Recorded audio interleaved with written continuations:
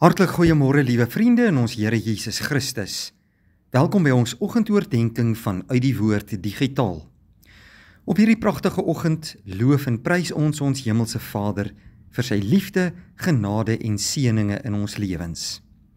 Ons is besig met ons reeks uit die boek van Openbaring en vanmôre gaan ons verder deur saam te lees uit Openbaring 8 vers 1 tot 5.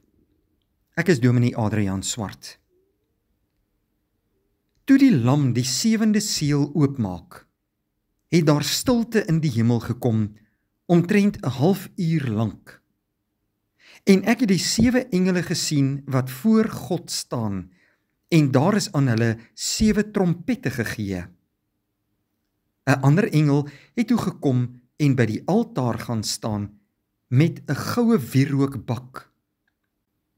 Daar is baie wierook aan hom gegee, om dit saam met die gebede van al die gelowiges op die goue altaar voor die troon te offer. Die rook van die wierook, wat deur die engel geoffer is, het saam met die gebede van die gelowiges opgestyg voor God. Toe het die engel die wierookbak geneem, dit met die vuur van die altaar volgemaak en dit op die aarde uitgegooi. Daar het donderslae, dreunings, weerligstrale en 'n aardbewing gekom. Broeder en suster, hierdie was die opening van die 7de seël. Dit is met groot verwagting dat hierdie gebeurtenis aangebreek het. Jesus Christus was die enigste een wat dit waardig geag is om die 7 seëls van die boekrol in die hemel oop te maak.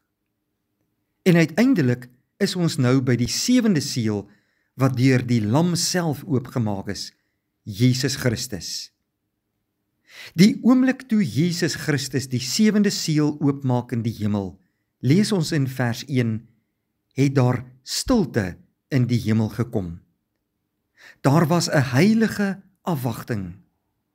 Alle wesens, alle engele, alle mense, alle gelowiges wat daar teenwoordig was, het in diepe bewondering voor die lewende God van hemel en aarde gestaan. Vir 'n halfuur lank was die hemel doodstil gewees. Hierdie boekrol wat Jesus Christus oopgemaak het, dui op die raadsplanne van God wat verseël was, met dit wat in die wêreld en met die mense van die wêreld gaan gebeur. En nou is die laaste en 7de seël oopgemaak deur Jesus Christus. 'n Groot gebeurtenis gaan volg.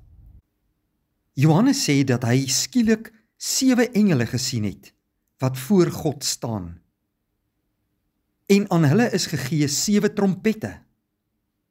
'n Ander engel het toe gekom en by die altaar gaan staan met 'n goue wierookbak. Daar is baie wierook aan hom gegee, en al die gelowiges se gebede is saam met die wierook in daardie wierookbak aan die brand gesteek as 'n offer voor die troon van God. En die rook daarvan het opgestyg na God se troon. Die gebede wat met die wierook gemeng was, is voor die troon van God geoffer. En ons lees dat dit juis so gedoen is, dat dit deur God aangeneem kan word en verhoor kan word. Daarna sê Johannes, het die engel die wierookbak geneem, dit met vuur van die altaar volgemaak en dit oor die aarde uitgegooi. Dit dui op die oordeele van God, wat die mense van die aarde gaan tref. Daar was donderslae, dreunings, weerligstrale en 'n aardbewing wat gekom het. Die hele skepping het in beroering gekom weens die ontsettende gerugte dat God aan die kom was om die wêreld te oordeel. Broeder en suster, vanuit hierdie gedeelte is dit vanmôre ons troos dat al ons gebede voor God se troon opstyg.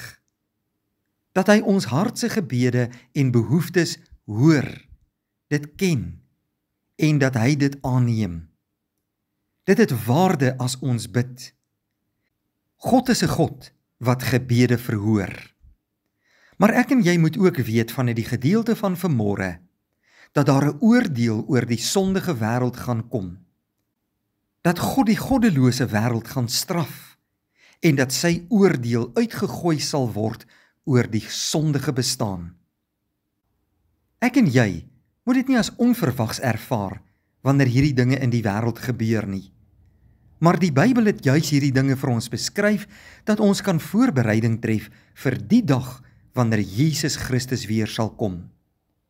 Ons hoef nie bang te wees vir die oordeel van God nie, want kinders van die Here sal uiteindelik vrygespreek wees, die oorwinnaarskroon ontvang en gered word van die ewige verderf. Ons moet bly volhard en ons moet gereed maak vir die koms van Jesus Christus. Ons gaan môre verder met dit wat gebeur het, nadat die 7de seël oopgemaak is. En mag die Here hierdie boodskap ook in ons harte bevestig. Kom ons bid saam. Vader, baie dankie vir nog 'n dag. 'n Dag waarin ons lewe aan U kan kom toewy. U is ons God en Vader, en ons loof U vir soveel seëninge en U genade wat U aan ons gee. Baie dankie dat U in Jesus Christus vir ons 'n mooi toekoms skep, Here. Ons prys U naam en ons eer U vir wie U is. Bevestig self U woord in ons harte tot geloofsversterking en lei, behoed en bewaar ons ook in hierdie dag. In Jesus naam bid ons dit. Amen. Dankie vriende, 'n geseënde dag vir u.